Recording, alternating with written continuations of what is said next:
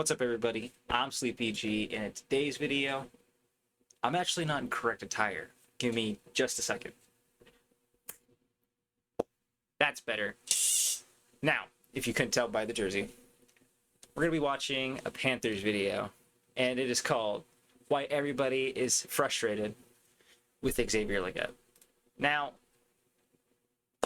I am actually very frustrated with Xavier, along with most other Panthers fans. You know, first round receiver, 700, almost 800 yards, I believe, in his first season. I think I might be wrong with that, but you know, he's supposed to have a shaky rookie season. That's what a lot of people expect. It's a season where you adjust to the NFL. But we're going in year 2. He's got a dropsy problem, and he can't stay healthy now. So it's, you know, and Teteroa McMillan, he came in looking really good. You know, I think right now he's among like the top 3 in like rookie receiver. He might not be like top 3 rookie receiver yards, but he's been like among like the top 3 best receivers rookie wise this year. Now, he's definitely been one of the better Panthers receivers. I am still a firm believer that Ja'Tavion Sanders is the best receiver on the team. I know he's not a receiver, but he's a tight end. Close enough. Out of all wide receivers, Tet and then Jalen Coker, I honestly feel like those two are a toss-up. Now, we just won the game against Miami. Comeback win. Go Bryce. Go Rico. And we're going to watch this video. We're going to see what everybody thinks about Xavier, and maybe I'll get some new insights as to why he hasn't been as good, because I didn't watch him in his time with South Carolina. So, without further ado, let's hop into this. I got Pringles. I got Monster. Let's do this. Oh, yeah, I should probably also do who this video is by. Give me a second. Sorry. This is by... I don't know why this is so zoomed out. All right, there we go. 100. This is by Feel the Breeze. Like Drew Breeze? Feel the Breeze. The link to his channel in this video will be in the descriptions below. The description below. Let's hop into it. I'm not trying to hate on nobody's craft. I'm Love not Cam. trying to hate on nobody's art. But when you have a receiver who has 8 targets with -2 yards, that bro, let's get back to the fundamentals of catching. That's over. Your country slang is over now. It's time to put up or shut up. I'm just being honest. Yeah. Yeah, I mean, that's just a dynamic player right there. If you're a wide receiver and you have more rushing yards than receiving yards, I mean, that's just really good stuff. You know, the storm don't last forever, so the good days, they come. Most of you have probably heard of the name Xavier Legette. He was drafted with the 32nd overall pick in the first round of the 2024 NFL Draft by the Carolina Panthers. However, he really started to soar in popularity because, well, people loved his voice. I don't eat like peppers and onions and all that.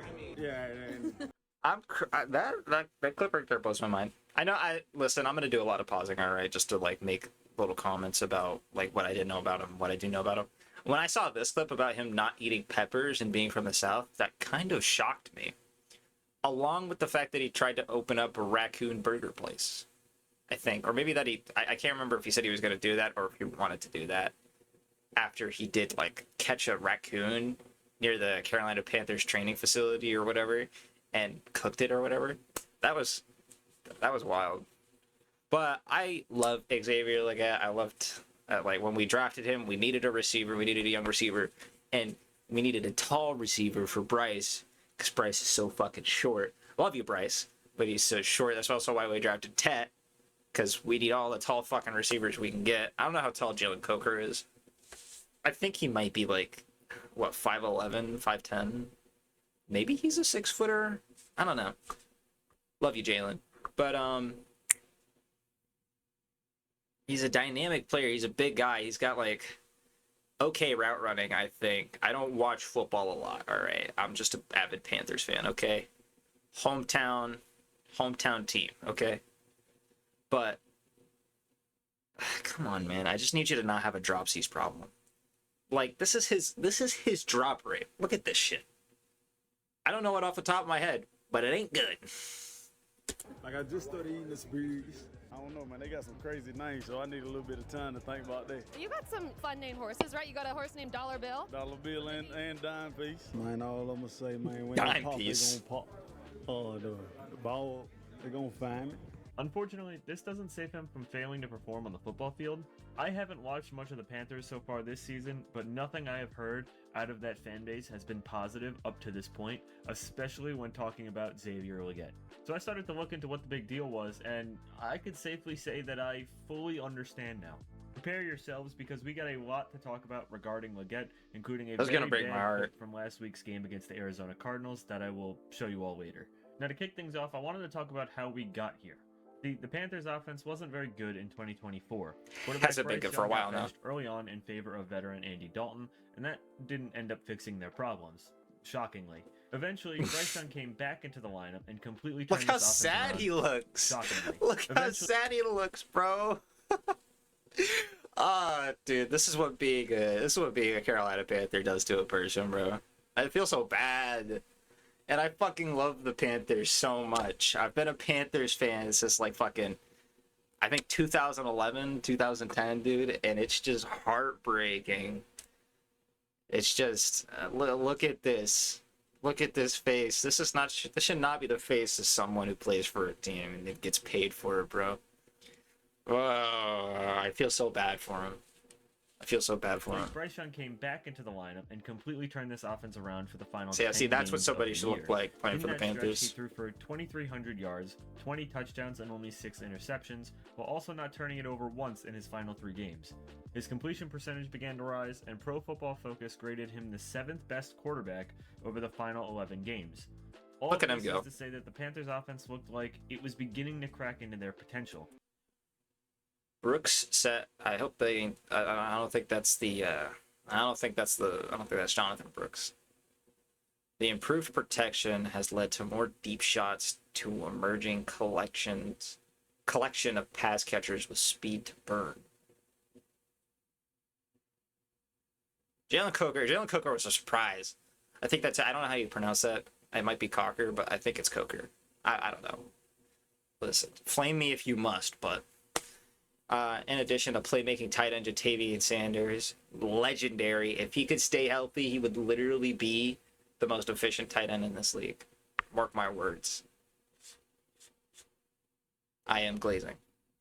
But it's Xavier Sanders, and he's been like, aside from Tet and Rico Dowdle last game and Chuba last season, he's literally been the only like bright spot on the team. Have you seen our secondary? Christian Rosenblum cannot fucking tackle.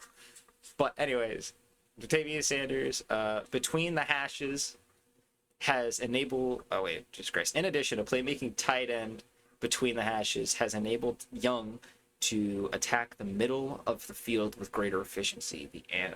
The analyst also noted that Young learned while on the bench what he did and did not have to do.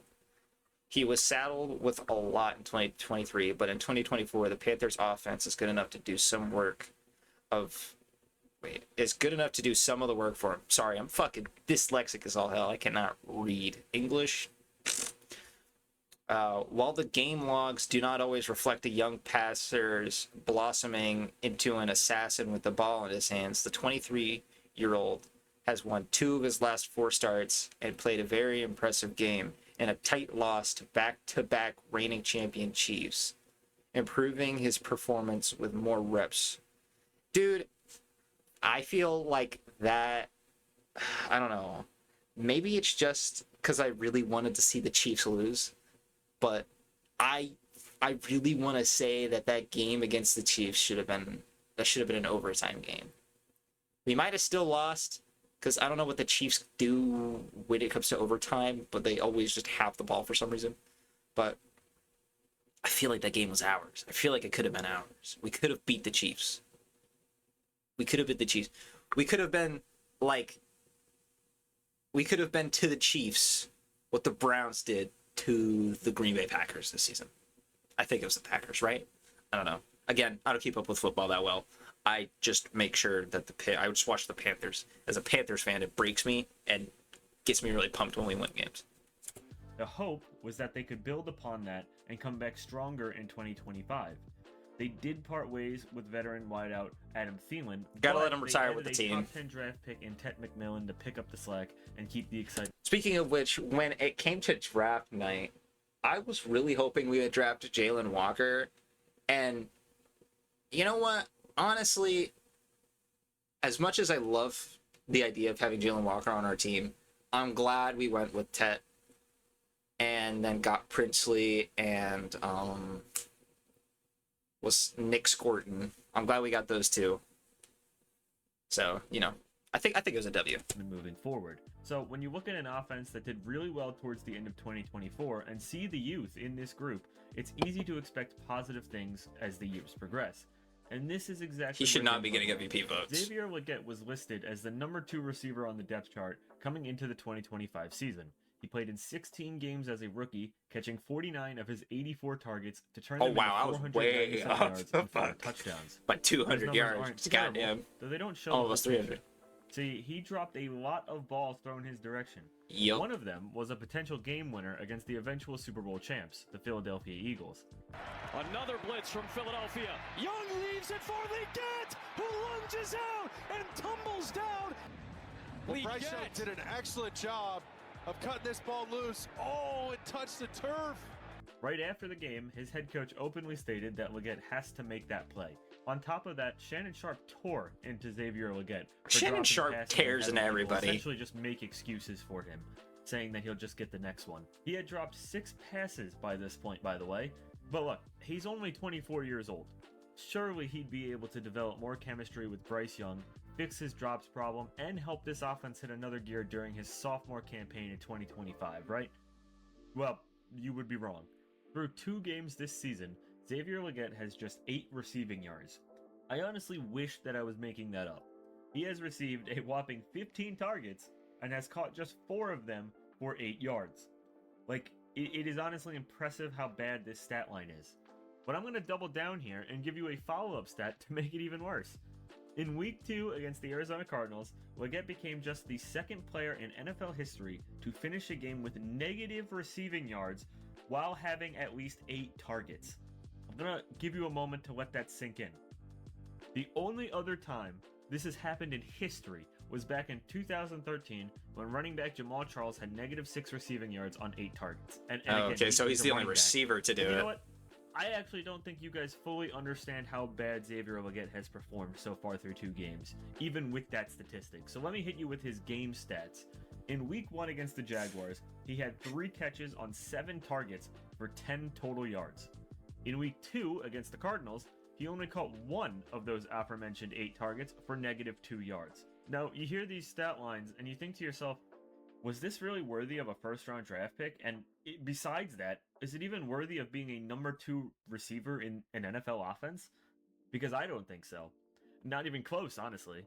And sure, not all of these incompletions are drops, but you can't have a wideout who just never comes down with the ball when it's thrown in his direction. If you're Bryce Young, how can you possibly have confidence in targeting him when he's catching like 1/4 of all the passes thrown in his direction? You might have a better opportunity to catch a pass aiming at a defender and hoping it bounces off of him than completing a pass with Xavier Legette. Before I get to this next section, I do want to remind you to please subscribe and like this video if you're enjoying it so far, and comment down below what you think about Legette. It's going to be hard to leave a like on it, but I will. I would love to hear what you all think about that. Anyways, I'll let you guys get back to the video. I'm not going to harp on his statistical production all video, because that's not all that's happened with him. Aside from his terrible statistical play, he's been ridiculously lazy and has gotten called out multiple times in just a 2-game span.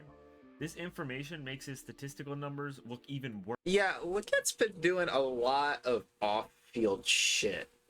Like his shit with Old Spice, I think. And I think he has another commercial with somebody else. I think it's like a fast food chain. Maybe, I don't know. And then he also had that picture leaked with like Glorilla or some shit. I don't know who it was. I'll pop it up there somewhere. But he did that, and he's just been doing a lot of like, I said off-field shit. Like, he's just been like everything but football. So, like, in a way, like, I love Xavier Legette. I would love for him to perform well. That's kind of what we need. We need another tall, athletic, strong receiver like Tet. We need Tet and Tet 2. Stupid. But we need Xavier and fucking Tetaroa to fucking pull their heads out of their asses. Or else it's going to be him, Jatavian, when he comes back. I think he got greenlit along with Damani Richardson to come back. Which, dude, love Damani Richardson. Avid Damani Richardson fan here.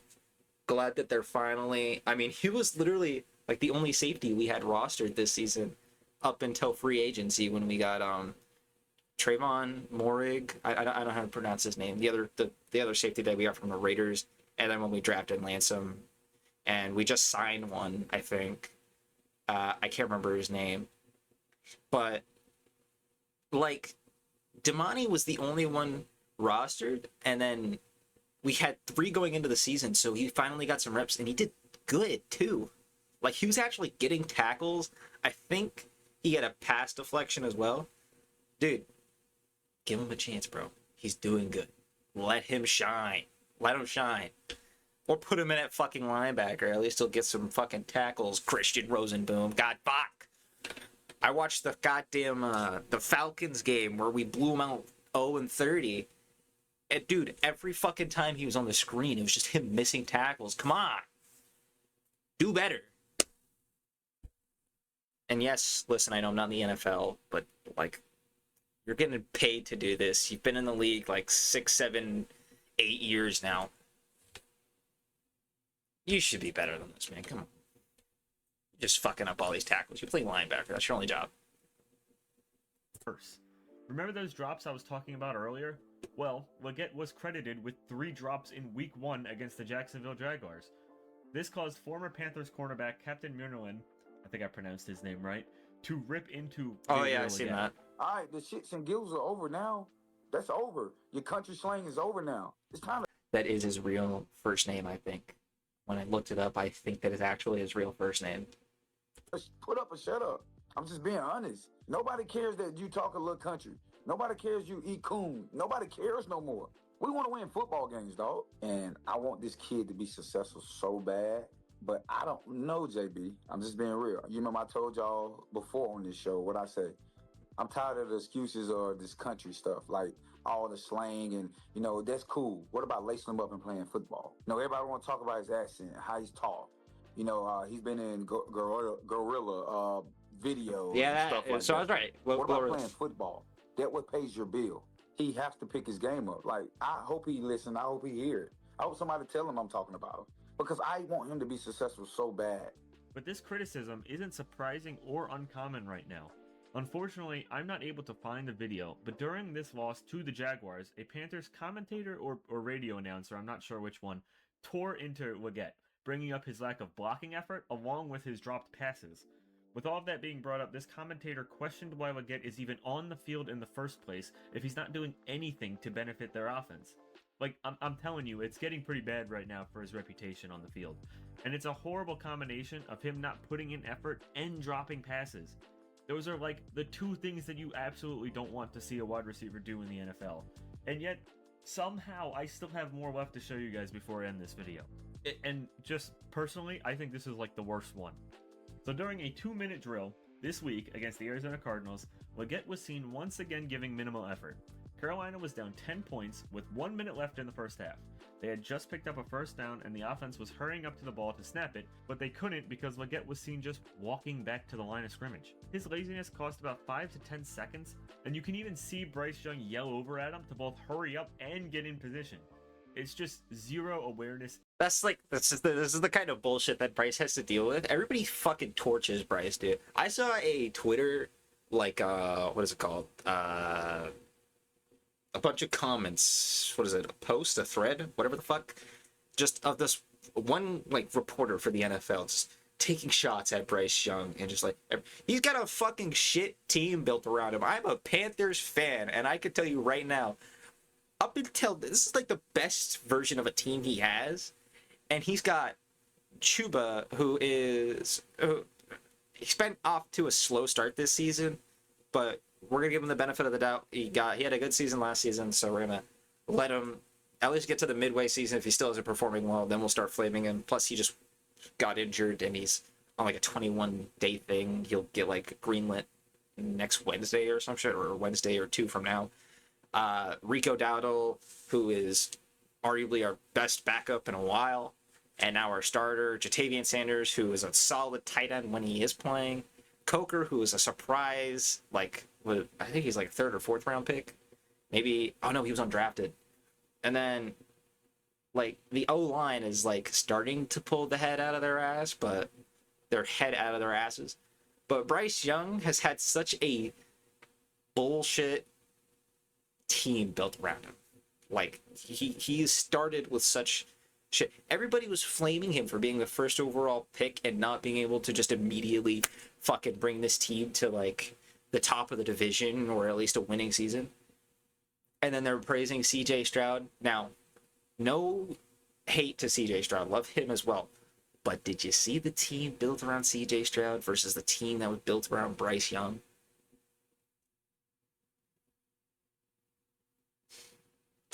I mean, come on.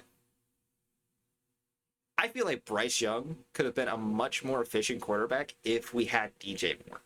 Because DJ Moore is a solid receiver. He doesn't really bring any drama. And he's a fucking great leader as well. Now, he was never team captain. I think he was just too quiet for it. But he was a solid receiver. And as a Panther, with a string of by far some of the shittiest quarterbacks to ever lace up and start games, managed to put up 1,000-yard seasons and 1,000-yard. If he couldn't put up 1,000 receiving yards, he put up 1,000 all-purpose yards. As a receiver for the Panthers. And Bryce Young didn't even have that, because when we traded for the shit to get Bryce Young, the first overall pick that year, we traded 3 first-rounders and DJ Moore because, God forbid, yeah, you can't flame a guy who's working with a shit O-line, terrible receivers for his first year,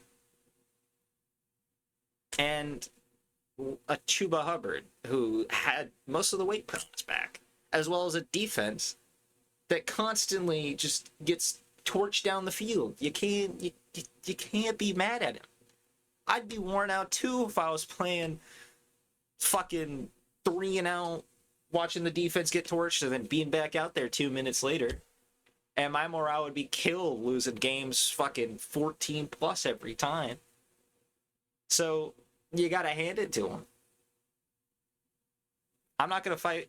If any of you guys want to fight me on this, go for it. I'm not gonna fight back with you.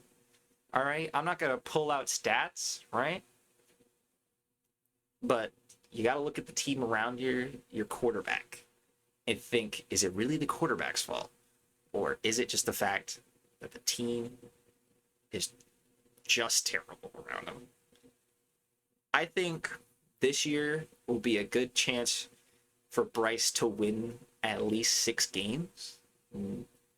That's being generous. I haven't looked at the whatever the fuck it is. What is it? Like our schedule. Hell, I didn't even know we were playing Miami this season. The only thing I heard was we were playing Jacksonville, and I know we play everybody in our division twice. Outside of that, I don't know who we're playing.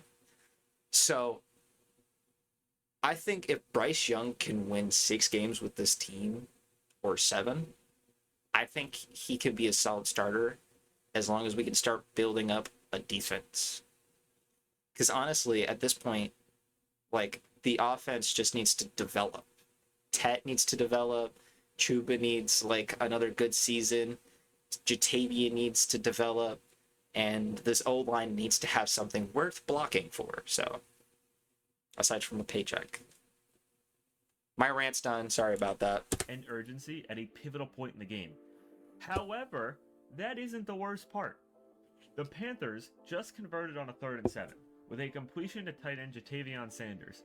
Carolina was rushing not just due to the time, but also because they wanted to avoid the play getting reviewed. Due to it taking a stroll, this play wound up getting reviewed, and it was eventually overturned and ruled an incompletion. This forced a Carolina punt, and Arizona eventually scored right before the half ended to make the score 20-3 going into the locker room. Had Leggett hurried up, and they got the play off, Carolina could have put up some points and gone into the locker room down by a score of 13-6 or even 13-10. That was how big of a mistake this was, and it had nothing to do with football. This is just a laziness issue. There are so many wide receivers out there, both young and old, that are still hoping for the chance to start for a team. Players that would give everything to get out there. Players that would give all of their heart, effort, and soul into helping their team win. And yet here we are talking about a first-round draft pick struggling with drops and his inability to care about the little things that help your team win. I can't imagine he stays in the starting lineup much longer if these effort issues keep popping up. Like, it's one thing to drop passes and maybe miss a blocking assignment here and there, but it's another when you're just not giving effort. That's just the worst thing you could do in any position. I mean, like, the drops can probably be given the most grace out of anything because, like, coaching staffs usually have more leniency to first-round draft picks. Like, you guys know the saying, first-round picks normally get infinite chances in the NFL, regardless if they suck or not. But a lack of effort shows that you just don't care about the sport or the team itself, and that can't happen because that will wind you up in free agency really fast. And believe me, I know effort is huge when talking about wideouts. As a Saints fan, I watched a guy named Traquan Smith get start after start for my team, and I didn't think he was that talented of a wide receiver. But you know why he kept getting reps and trust from the coaches? The guy blocked incredibly well and gave his best on every single play, and he was constantly rewarded for that. He helped the team win in small ways as well, even if he didn't put up big receiving numbers. And those are the type of guys that teams want, not players like Xavier Legette with his lackadaisical approach to the game. Honestly, I'm just really disappointed in what we've seen out of Legette so far in 2025. Last season, I gave him a bit of a pass on the drops and whatnot due to being a rookie in a bad offense. But this year, he will not be getting that same leniency, especially when we're at a point of making mistakes that don't involve catching a football. Let me know down below in the comments what you think about Xavier Legette right now, and if you think he can turn this bad start around, because after all, we are just 2 games into the season. And also, while you're down there, be sure to hit that subscribe button, like this video, and ring that notification bell if you enjoyed. That way, you always know when I upload, and we can just have a fun time talking about football. Thank you all so much for watching, and I will be sure... Thank you all so much for watching, and I hope to see all of you in the next one. Alright. Understand how... I believe that Xavier Legette, I 100% agree with the fact that he needs to turn it around this season. I think if not this season, maybe another season. Definitely not as receiver 2 or 3, honestly.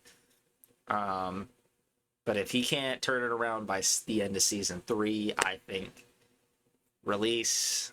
No, don't. I wouldn't give him another shot, honestly. If he's being this lazy, I honestly didn't know about the work ethic thing. I haven't really. I don't keep up with players' personal lives. I don't really keep up with that. I watch the injury report sometimes, and I watch like game highlights. I might watch a game here or there if I get lucky. But yeah, I didn't know about the work ethic thing. Though I guess it kind of should have been a glaring factor with all the fucking off the field shit. So it just sucks, man, because like, you know, just like every other Panthers fan, probably I had really high expectations for Xavier Legette going into the season. Or is it Legette or Legit? I don't know. It's probably Legit. I've probably been saying it wrong, but whatever. But it just sucks, man. It just sucks. It's you're a Panthers fan, and you got this great talented receiver who's 24, 25 years old now, and still young. He's still got like 5-6 years left of his prime before, you know, it just all starts going super downhill.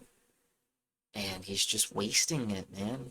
He's just wasting it. First round pick. We traded up to get him. Man. And it sucks. It sucks. Because I really like Xavier Legette. He's wearing my favorite fucking number. And he's disgracing the shit out of it right now. So, I don't know. But that's all for today. I hope you guys enjoyed. I know this is a little random. I know I watch rap battles and FNAF animations and whatever the fuck else. But I wanted to switch it up a little bit. And for the love of God, don't go into say like, hey, who's this? And when's the last time we did this? And statistic that.